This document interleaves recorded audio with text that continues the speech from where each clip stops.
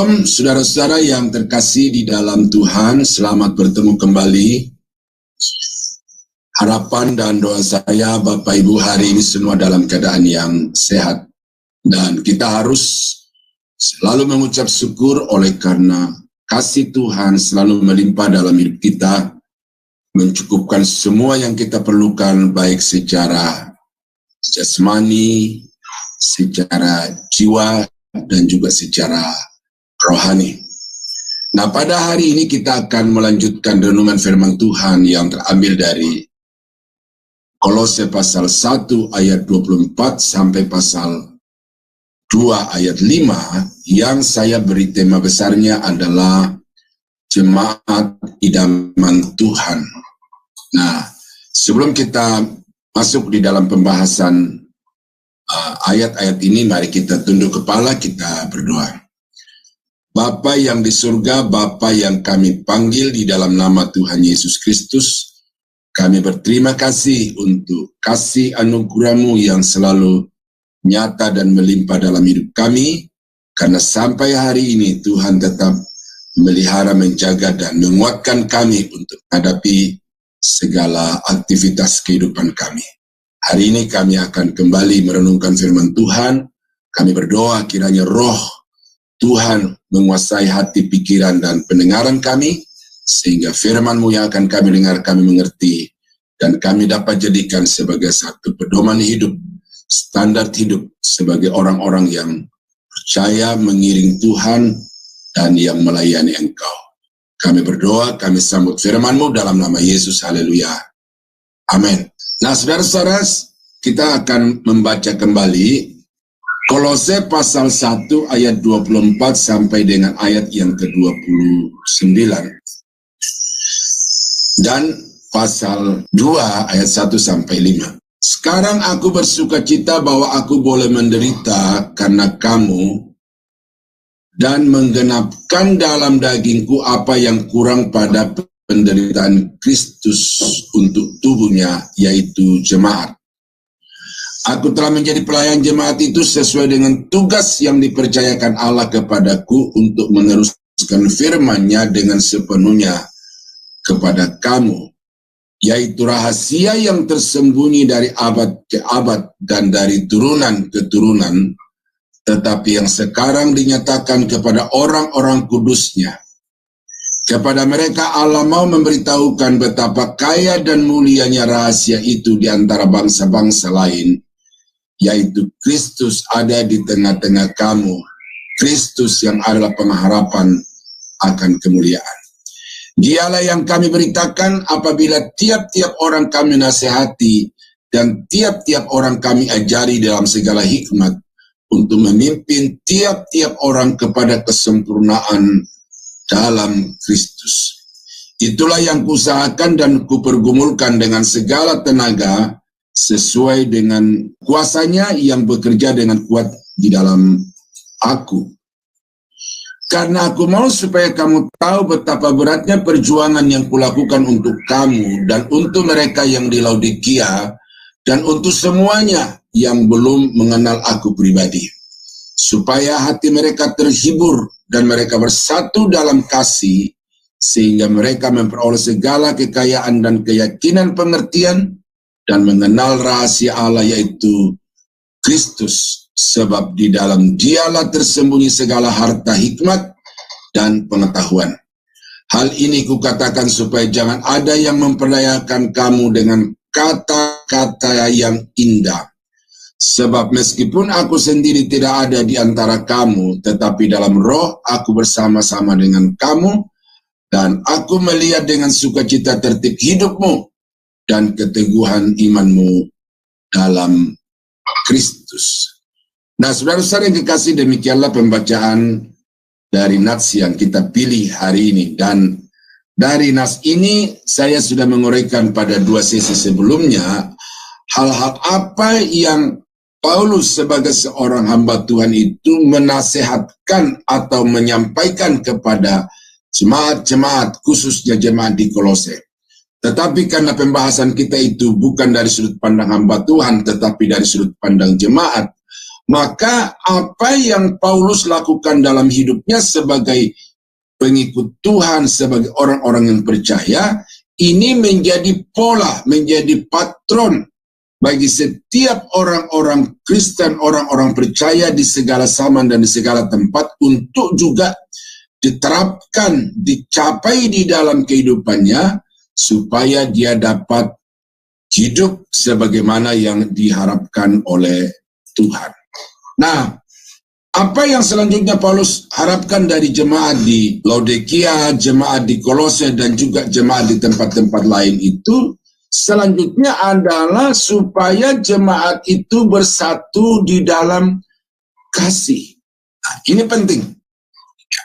Satu warna kekristenan yang sejati adalah satu keluarga, satu komunitas, satu persekutuan yang diikat berdasar di atas kasih.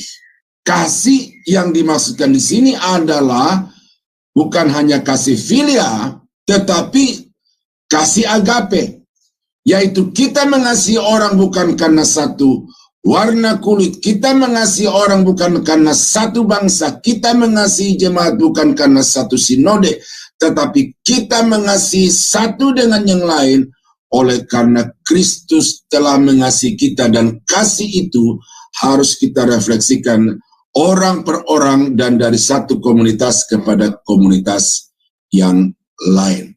Nah, saudara-saudara, ini penting oleh karena di dalam pengalaman pelayanan Paulus, dia menemukan, ya terutama di dalam kehidupannya sebagai bangsa Yahudi itu, ternyata di dalamnya juga masih ada kelompok-kelompok yang saling bukan bertentangan, tetapi ada hal-hal yang membedakan satu dengan yang lain. Seperti ada yang sudah percaya kepada Yesus tetapi masih terikat sepenuhnya dengan hukum Musa. Nah, ini akibatnya menjadi dua kelompok yang kemudian Paulus sangat mengharapkan supaya dua kelompok ini menjadi satu. Ya, dalam pelayanannya kepada jemaat di Korintus, Paulus sangat bersedih oleh karena jemaat di Korintus ini itu di dalamnya ada faksi-faksi. Ada yang mengatakan kami dari kelompok Paulus, ada yang berkata kami adalah kelompok Apolos, ada yang mengatakan bahwa kami adalah kelompok Kefas atau Petrus. Nah, jadi pengalaman-pengalaman itu membuat Paulus berdoa dan mengajarkan secara khusus kepada jemaat. Kemudian dia sendiri di dalam kehidupannya menerapkan bahwa walaupun dia orang Yahudi, tetapi dia sama sekali tidak mau mengasingkan diri atau memisahkan diri dari kelompok orang-orang percaya dari latar belakang Yunani. Bahkan kalau kita baca ajarannya di dalam kitab Efesus, dia mengatakan bahwa kematian Kristus di atas kayu salib itu adalah dalam kerangka merubuhkan tembok pemisah antara orang-orang Yahudi dan orang-orang Yunani. Jadi Paulus itu adalah seorang pelayan Tuhan yang konsen untuk mempersatukan jemaat Tuhan, dan sebagai jemaat dia memberikan satu contoh di dalam kehidupannya bahwa saya ini harus bersatu, harus menerima semua orang dari latar belakang dan status sosial apapun, selama orang itu benar-benar adalah yang percaya kepada Yesus sebagai Tuhan dan Juru Selamat. Ini kelanjutan atau pemikiran yang bersumber dari Tuhan Yesus secara langsung, yang kalau kita baca di dalam Yohanes pasal 17, 20-23 berkata, dan bukan untuk mereka ini saja aku berdoa, tetapi juga untuk orang-orang yang percaya kepadaku oleh pemberitaan mereka. Nah, di dalam ayat 20 ini ada dua kelompok. Kelompok yang pertama adalah mereka di sini maksudnya adalah murid-murid Yesus, ya, rasul-rasul Kristus. Lalu kelompok yang kedua adalah orang-orang yang percaya kepada Yesus oleh karena pelayanan dan pemberitaan Injil dari rasul-rasul itu. Kelompok kecil kelompok yang besar. Nah, apa yang menjadi penekanan doa Yesus di dalam bagian Alkitab ini, yaitu supaya mereka semua menjadi satu, sama seperti Engkau ya Bapa di dalam aku, dan aku di dalam Engkau, agar mereka juga di dalam kita, supaya dunia percaya bahwa Engkaulah yang telah mengutus aku. Nah, jadi ayat yang ke-21 ini memberikan kepada kita standar kesatuan itu. Standar kesatuannya adalah seperti kesatuan Bapa dengan anak. Kesatuan di dalam Allah Tritunggal yang memang berlainan tetapi terikat menjadi satu kealahan. Tidak terpisahkan, tetapi sejalan, seirama, sepikir, setujuan. Nah, ini standar kesatuan yang harus kita capai, sehingga usaha-usaha untuk mengorganisir kelompok-kelompok Kristen itu dalam satu organisasi itu adalah satu upaya yang keliru, yang tidak seperti yang dikehendaki Tuhan. Tetap bisa mempertahankan warna-warna yang bisa saja berbeda dengan warna lain, tetapi dengan warna-warna itu akhirnya menghasilkan satu komunitas dengan warna-warni yang indah, yang diikat dengan kasih Kristus dan berdasar kepada kasih Kristus.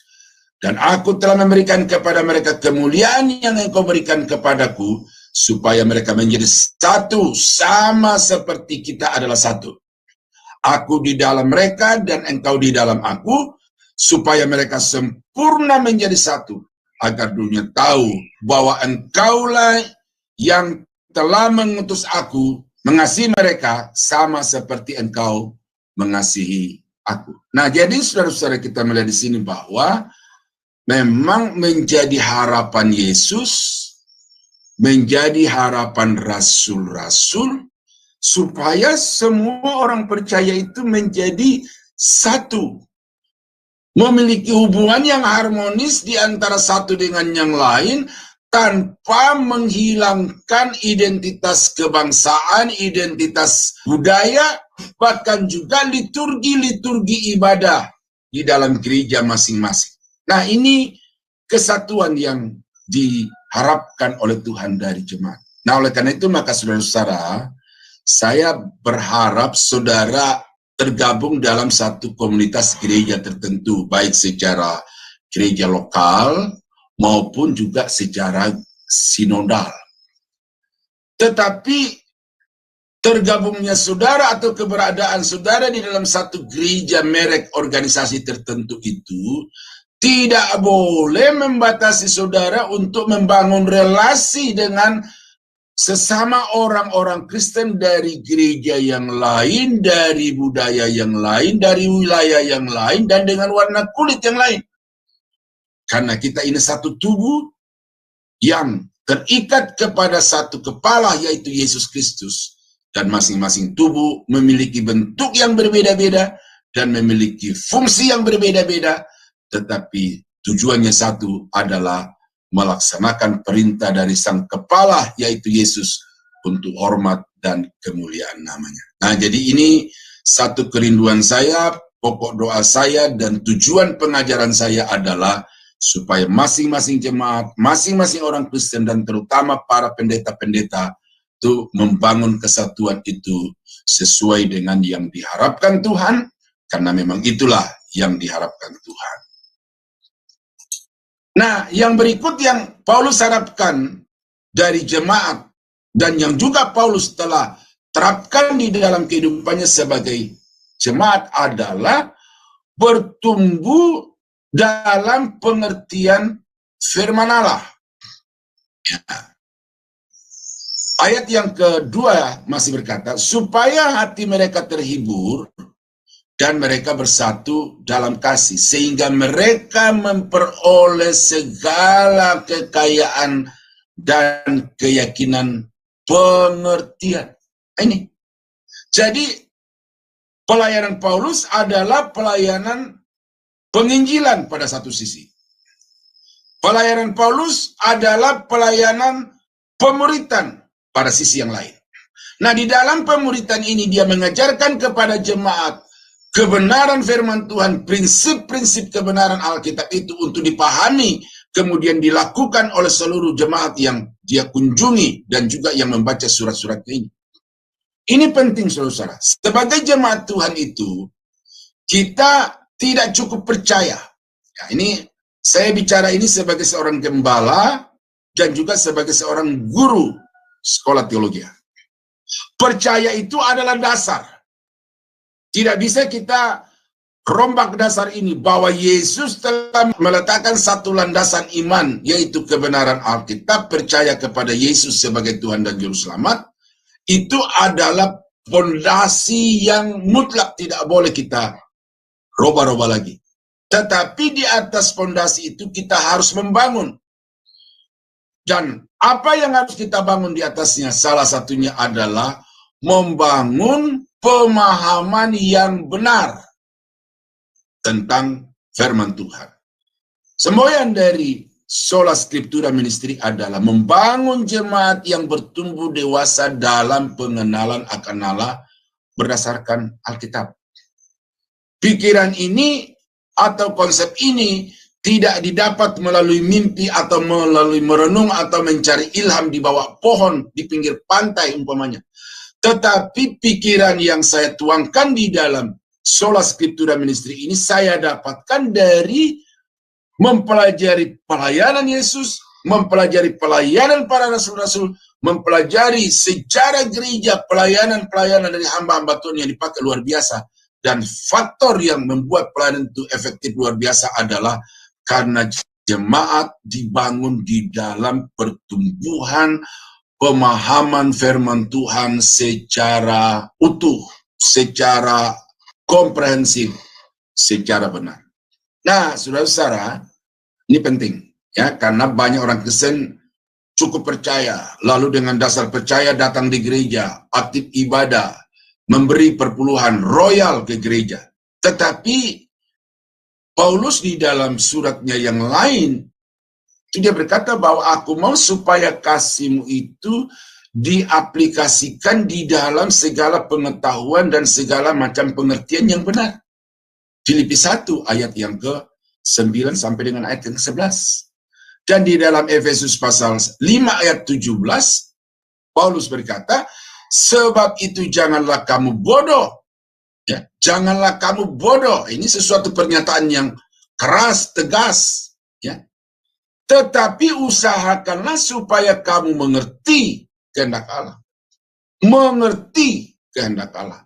Paham, tahu kehendak Allah. Nah, dari mana kita mengerti dan tahu kehendak Allah itu? Ya, tidak bisa tidak ada sumber yang lain selain Alkitab, selain firman Tuhan. Karena itu maka jadikanlah Alkitab itu sebagai bahan bacaan favorit di dalam hidup saudara. Ya, kita sudah dimudahkan dengan teknologi. Kalau dulu kita harus bawa Alkitab yang besar-besar itu kemana-mana, ya, tetapi sekarang dengan HP yang kita punyai itu, maka di dalamnya ada Alkitab, bukan hanya satu versi bahasa, tetapi berbagai-bagai versi dan juga di dalam berbagai bahasa, bahkan dari bahasa aslinya. Nah, oleh karena itu, saudara, maka jangan sia-siakan kesempatan dan jangan salah gunakan teknologi itu, tetapi pakai teknologi itu untuk membangun iman saudara, mendewasakan iman saudara dengan membaca Alkitab itu secara benar dan memahaminya secara benar untuk kemuliaan nama Tuhan. Apa yang membuat gonjang-ganjing pemikiran teologi sekarang ini di Indonesia dan di dunia? Saya sempat mengikuti tadi di main room itu, ada doa syafaat mendoakan khusus tentang hal itu dan disebutkan siapa nama di dalam doa itu. Karena memang banyak pendeta-pendeta yang mengajarkan sesuatu kepada jemaat itu, memang ada ayat-ayat Alkitab yang dikutip, tetapi memahami ayat-ayat Alkitab itu secara subjektif berdasarkan asumsi, lalu dibantu dengan buku-buku dari orang-orang yang dia sukai.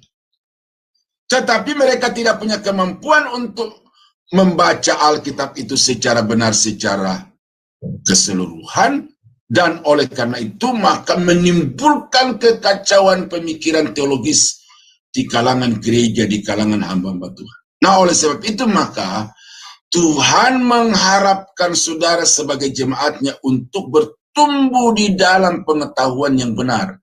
Dan sebagai output daripada itu adalah saudara dapat menyenangkan Tuhan secara objektif, bukan secara subjektif. Saya mau memberikan satu kisah, ini pengalaman yang tidak akan hilang dari pikiran saya karena kebodohan saya. Satu ketika saya ditelepon oleh adik saya, anak dari adiknya mama saya. Ini saya pergi dari kampung, dia belum lahir.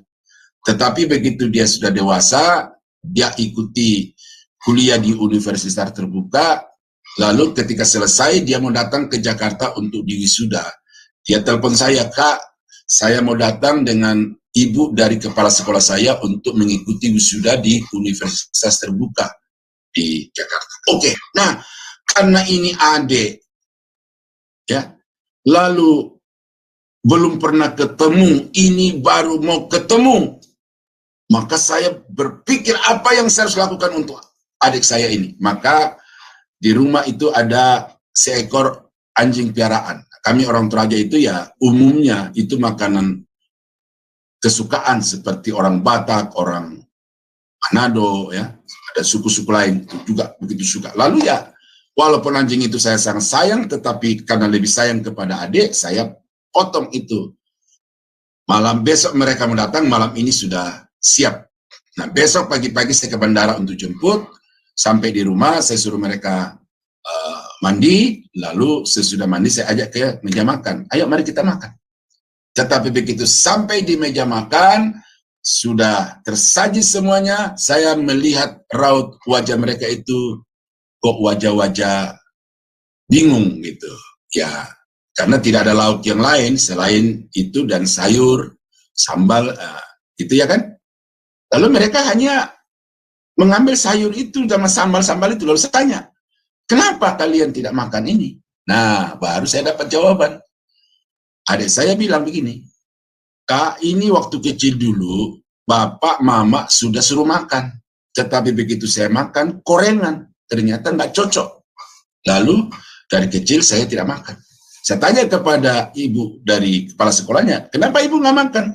Lalu dia bilang, "Pak, ini dari kecil kami tidak biasa makan ini makanan." Jadi akhirnya saya mengelus dada di dalam perasaan saya sendiri. Kenapa saya begitu bodoh? Hanya berpikir bahwa orang Toraja itu suka makan daging anjing, tetapi tidak mengenali satu demi satu bahkan di dalam keluarga saya sendiri. Nah ini saudara. Saudara tidak akan bisa menyenangkan Tuhan itu secara objektif menurut sifat-sifat dan kesukaan Allah itu kalau saudara tidak bertumbuh di dalam pemahaman firman yang benar. Nah karena itu maka jemaat idaman, jemaat impian Tuhan adalah jemaat yang mengerti tentang kebenaran Alkitab. Memahami Alkitab itu bukan hanya tanggung jawab pendeta-pendeta hamba-hamba Tuhan. Berteologi itu bukan hanya kewajiban bagi pendeta hamba-hamba Tuhan. Tetapi berteologi adalah hak dan tanggung jawab setiap orang-orang percaya supaya dengan itu dia bisa memperlakukan diri sebagaimana yang diharapkan oleh Tuhan. Itu yang kedua pada hari ini. Saudara harus bertumbuh di dalam pengetahuan yang benar tentang Alkitab. Nah, yang ketiga pada hari ini adalah jemaat yang bertumbuh di dalam pengenalan akan Kristus. Kenapa di dalam ayat 2D dan 3? Ya. Dan mengenal rahasia Allah yaitu Kristus. Yang dikatakan di dalam pasal 1 ayat 24-27. Rahasia yang tersembunyi dari abad ke abad, dari turunan ke turunan. Tetapi kemudian dinyatakan di dalam Yesus Kristus. Dan siapakah pribadi ini?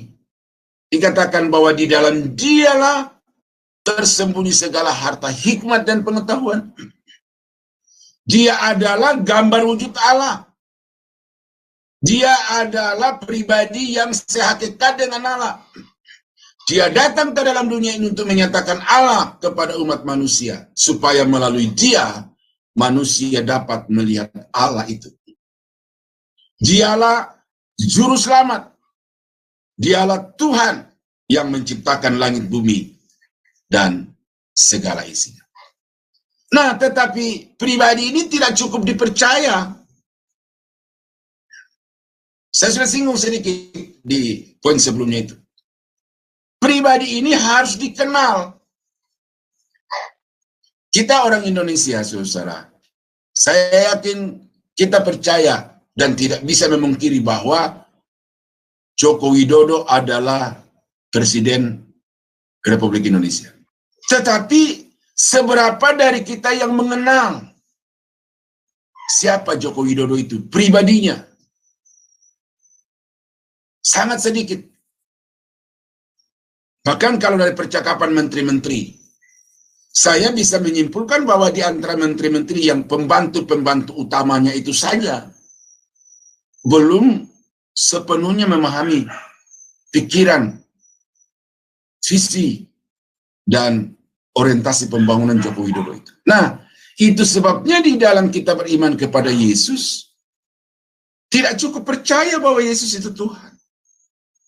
Tetapi kita harus bertumbuh di dalam pengenalan akan pribadinya. Disinilah letak atau salah satu faktor yang membuat gonjang-ganjingnya pemikiran teologis di antara hamba Tuhan di seluruh Indonesia dan seluruh dunia adalah karena pengenalan yang berbeda-beda tentang pribadi Yesus Kristus. Dalam Matius pasal 16, 13-16, dikisahkan suatu ketika setelah Yesus tiba di daerah Kaisarea Filipi, ia bertanya kepada murid-muridnya. Ya, ini pertanyaan Yesus. Kata orang, siapakah anak manusia itu? Jawab mereka, ya ini bervariasi ya. Ada yang mengatakan Yohanes Pembaptis, ada juga yang mengatakan Elia, dan ada pula yang mengatakan Yeremia atau salah seorang dari para nabi.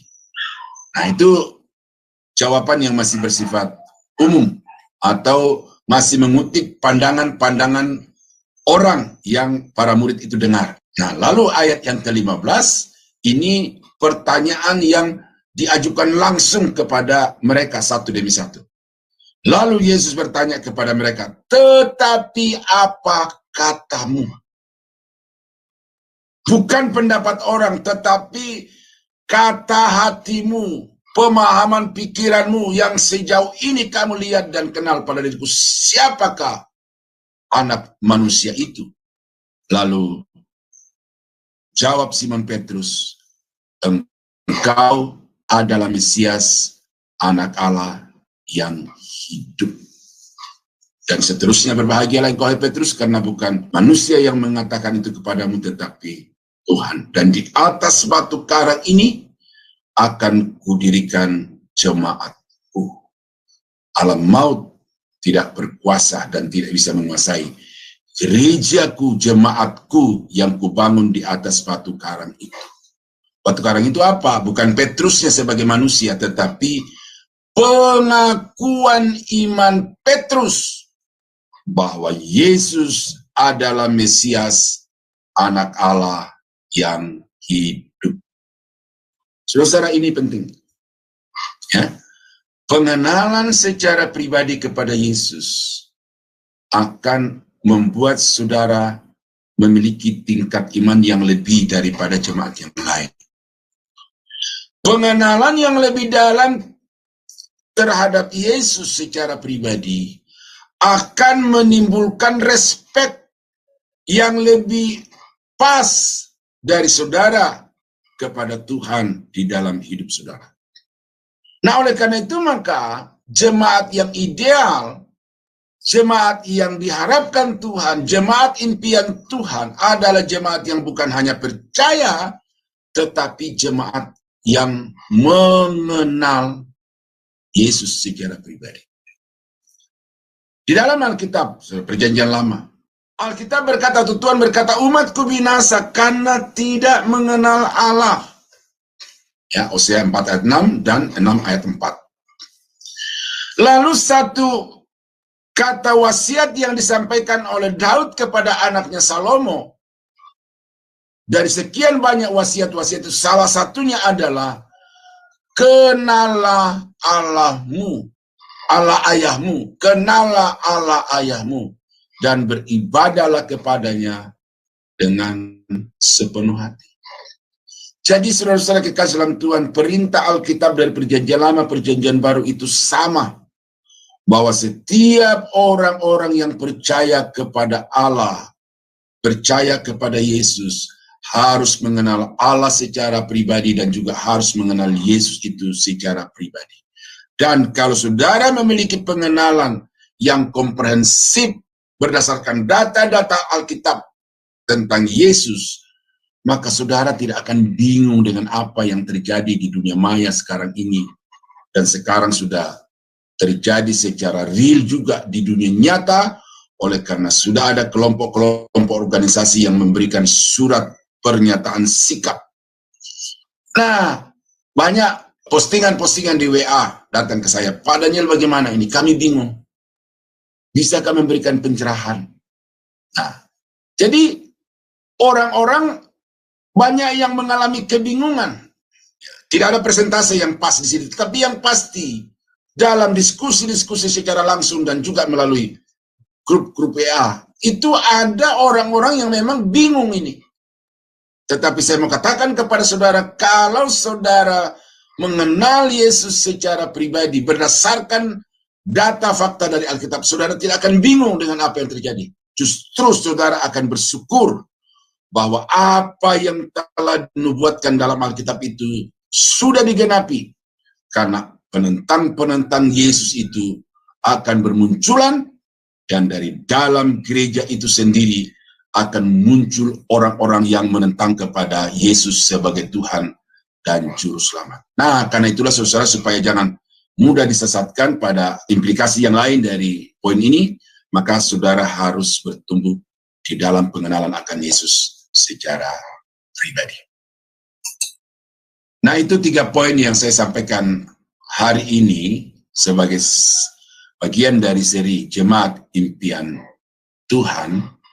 Pertama, saudara harus bersatu sesama orang-orang percaya kepada Yesus tanpa memandang latar belakang suku, bahasa, dan juga budaya. Yang kedua, saudara harus bertumbuh di dalam pemahaman kitab suci secara benar, komprehensif. Dan yang ketiga, saudara harus bertumbuh di dalam pengenalan akan pribadi Yesus juga secara pribadi dan lebih mendalam. Nah, kiranya renungan firman Tuhan ini dapat membuat saudara dan saya mencapai satu standar ilahi tentang jemaat yang diharapkan dan didambakan oleh Tuhan. Tuhan Yesus memberkati. Mari kita tunduk kepala, kita berdoa. Bapa di surga, terima kasih kami sudah merenungkan firman-Mu. Tolong kami supaya firman ini dapat kami pahami secara benar, lalu kami lakukan dalam kehidupan kami, sehingga harapan-harapan Tuhan bagi kami itu dapat menjadi kenyataan. Terpujilah nama-Mu Bapa di surga, dimanapun pemberitaan firman ini akan didengarkan. Kiranya firman ini membuat orang-orang itu sadar, kemudian berbalik kepada Tuhan dengan sepenuhnya. Di dalam nama Yesus, kami berdoa mengakhiri renungan ini. Haleluya. Amin.